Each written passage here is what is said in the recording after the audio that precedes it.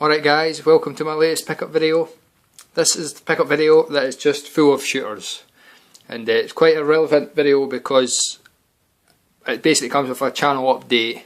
What I've decided to do after much thinking is I've kind of finished collecting all the other games that I've wanted to collect for. I'm getting a bit of a backlog actually on games I'm playing through. A lot of the games are sort of adventure games like Zelda for the Wii U, Last Story for the Wii and things like that. I'm starting to get a bit of a backlog. So certainly for the rest of the year, but maybe longer, I'm just going to focus on shooters, shmups.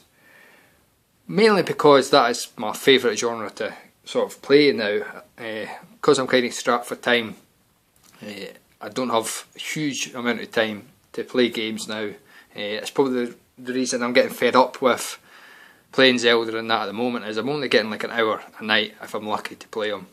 So it's taking forever to get through them. So I'm actually starting to get a bit pissed off. I'm losing the fun out of playing the games. But I've really enjoyed playing shooters. Shooting games is something that I've kind of came to over the last year. I never used to like shmups, but I'm really getting into them now. Some fantastic channels I've been watching that have sort of inspired me. Like obviously there's Minx36 and things like that. His Year of the Shmup.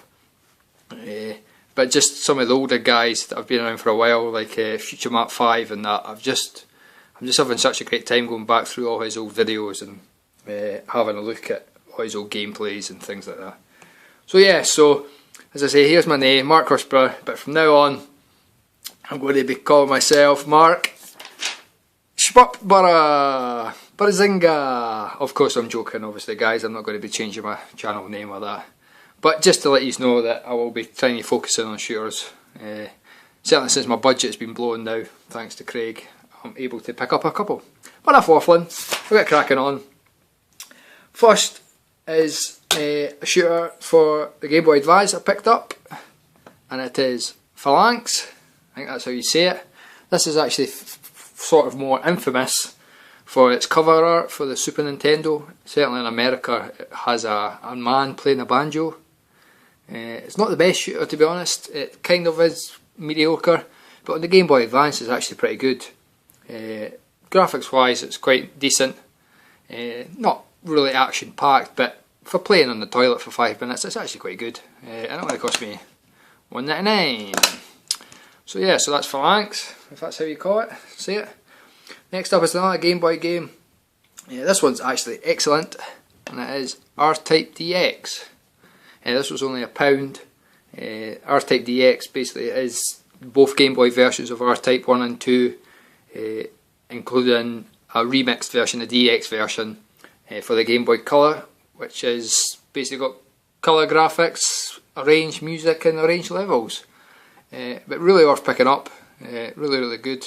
Just it's a compliment to say that it plays just like the arcade versions of R-Type. Obviously not nearly as good, but it's still pretty impressive. Right, next up for the Panasonic 3DO, it's not quite a shooter, but it is Nova Storm by Psygnosis, a developer that many people quite liked in my previous video of developers that you paid attention to when you were younger.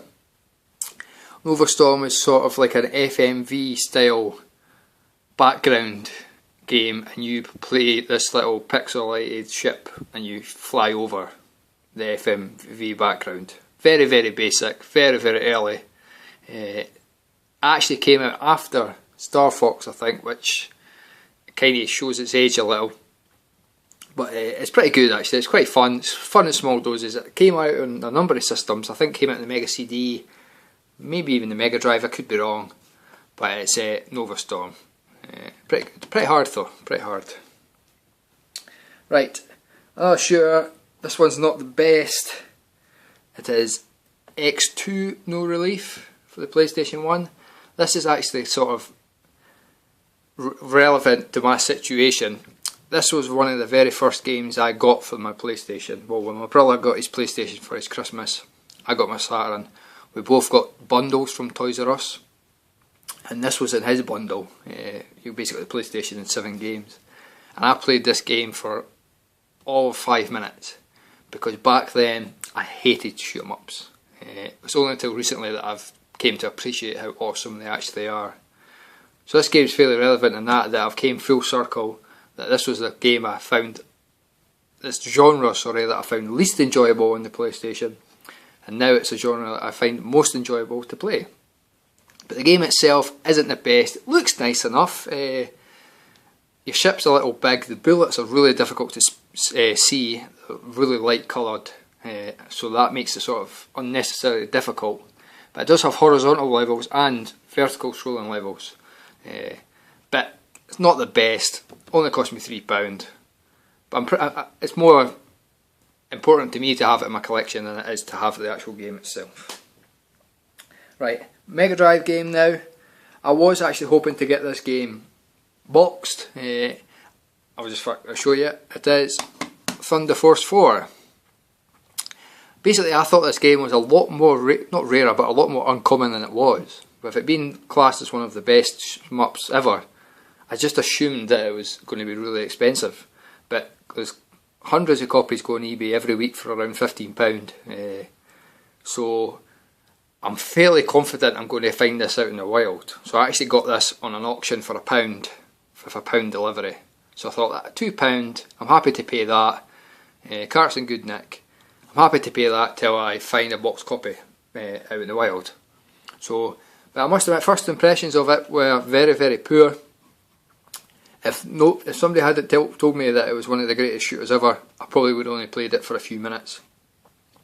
It's I don't like the fact that you could scroll up and vertically in a horizontal shooter. I always felt like you were missing stuff out.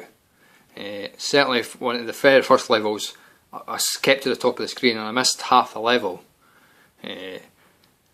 But after a few plays I actually learned how to play it, and to be fair, it really is a great game.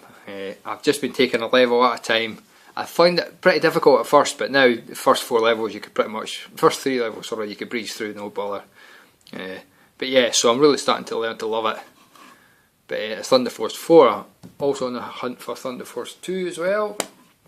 But yeah, so that's Thunder Force 4.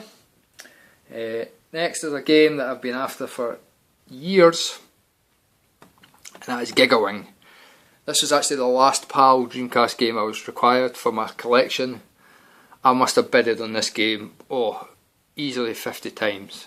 This was back when I had my £3 budget for the last couple of years, and I always got outbidded.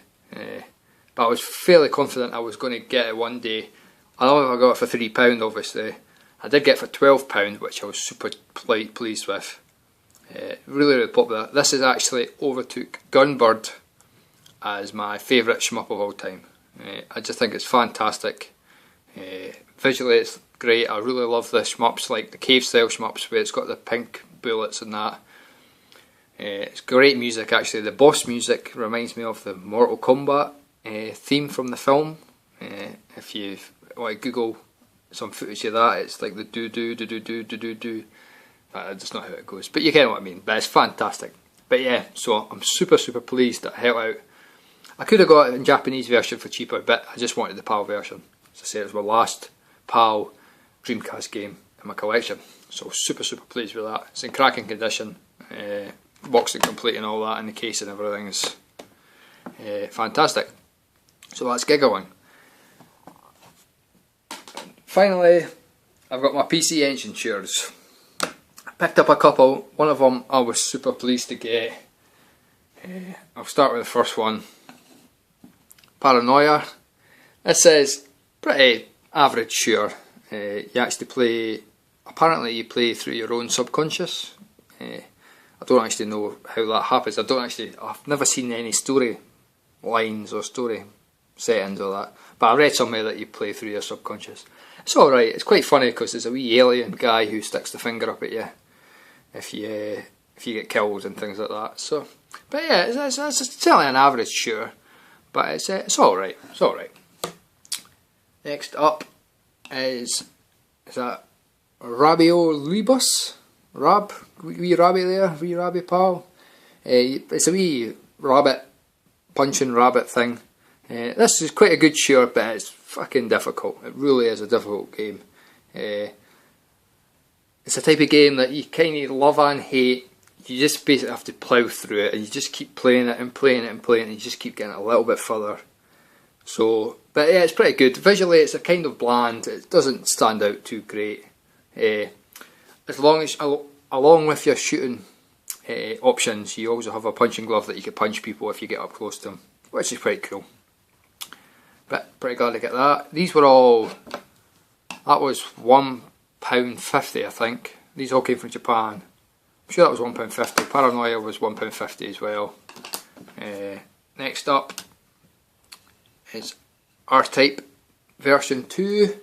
If you don't know anything about R-Type on the PC Engine, which I'm sure most people do, but the original arcade game was split into two to spread over 2 hue cards. But it's still one game. Unfortunately, the problem with this one is you're going into the game over halfway through, so the challenge is unbelievable. I could barely last 10 seconds in this fucking game. I'm not out of touch playing R-Type. That it's phenomenally difficult, but still fantastic. I'm hoping to pick up the version 1, the first part, soon enough, because that's really cheap. But yeah, R-Type 2, it's phenomenal how they were able to fit this arcade conversion on the PC Engine. It really is fantastic. And that was a £5. Next up is a game that I've noticed that loads of people picking up, and that is Parodius. I'm not actually sure if this is Parodius Da or not. I'm sure somebody can correct me. But yeah, Parodius for the PC Engine. It plays fantastically. It plays. I've never really put much time into the Saturn version, but it seems to play just as well as that version. It's a really good game. Again, it's pretty hard. One thing I'm not too sure of is some of the bosses, you're not 100% sure if you're taking damage. If you're giving damage to them or not. Like the woman that crawls along with the legs. I don't know if you actually have to shoot her, or if you just wait until she passes and then she fucks off and has enough. Gets a period or something and fucks off away. But yeah, Parodius, really, really good. Glad I picked it up. I paid a wee bit more for this. This was £9, which I'm pretty happy with. Box copies do tend to go for about 18. And I'll maybe pick up a box copy eventually, but for that price I thought it was pretty good. Next up is W-Ring, the Double Rings. This was on my radar for a little while. I'd heard that it's pretty good. I saw it quite a few times go for £40 on eBay. I'd mentioned it briefly to Electric Adventures Tony, and Tony said it was a really good game worth picking up.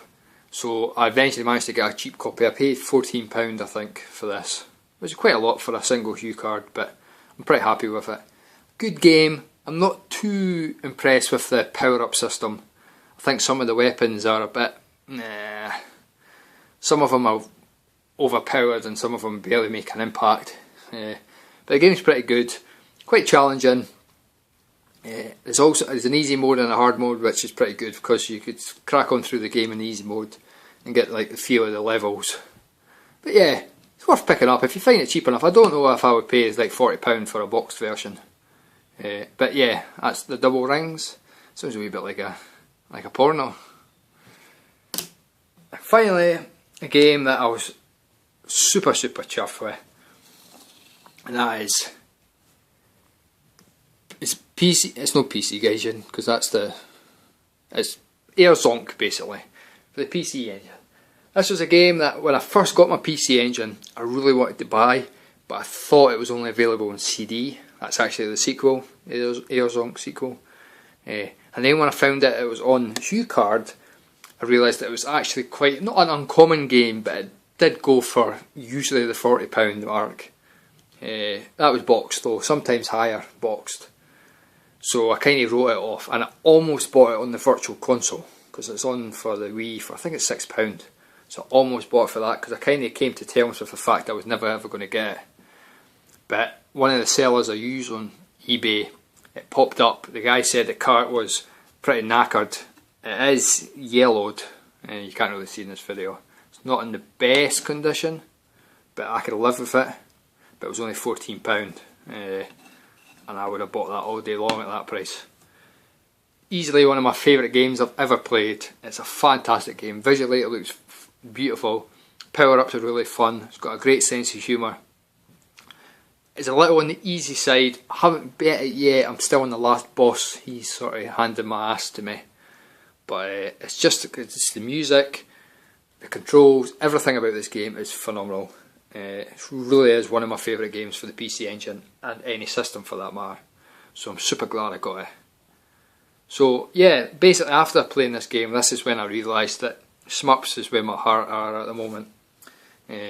So my channel's really not focusing on that, because I have picked up something else which is non-shmup related. But that's where I'm getting my most enjoyment out of at the moment. So there you go guys, that's my pickups. Many more still to come. I will have some from Craig's here again. I've bought a couple games off of him in his latest for sale video. So yeah, so I won't be buying any of the big ones. Don't be expecting Radiant Silvergun or anything on this channel, but I'll hopefully have quite a few cheaper shmups, shoot 'em ups in the future. Thanks for watching guys, and take it easy.